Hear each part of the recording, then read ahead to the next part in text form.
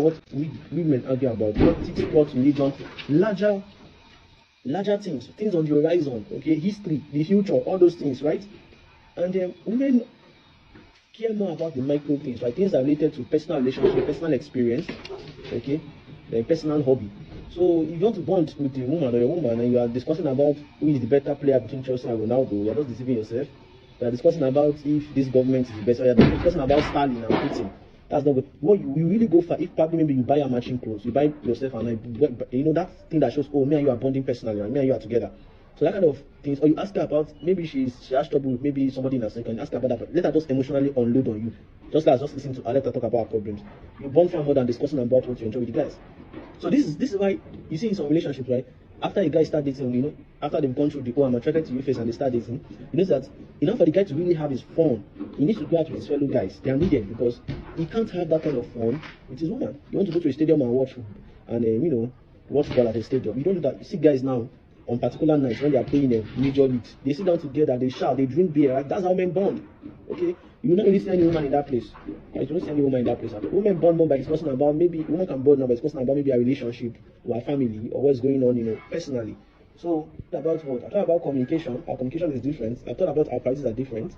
There's one man I have left out. Life experience, right? So in the society, like men have a duty, women has a duty, right? And society will treat you based on how you are meeting up with that duty. So as a man, right, your duty now is to protect, provide. As a woman, your duty is to what? Take care of the family, right? Nurture, be empathetic, and take care of the family. That's how you see in situations where if a man does get success, right, and he's an asshole, maybe he's not a good father, but he gets success, right? Society is still going to treat him well.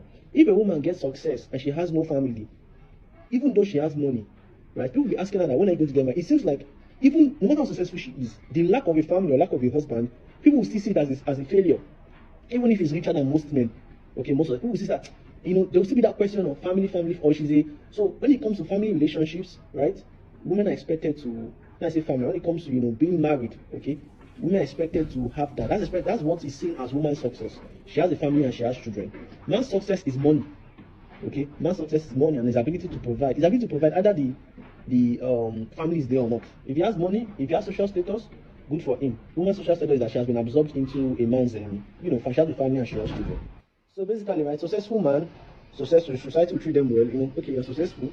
The woman that has a family, society will treat her well. She has given birth, she has a family, right? It tells you she's married to a successful man.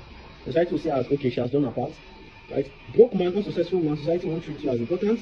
Unmarried woman, society is not even looking at the lack of money for women. It's the lack of man for her. Okay, the lack of marriage, the lack of family that is that where she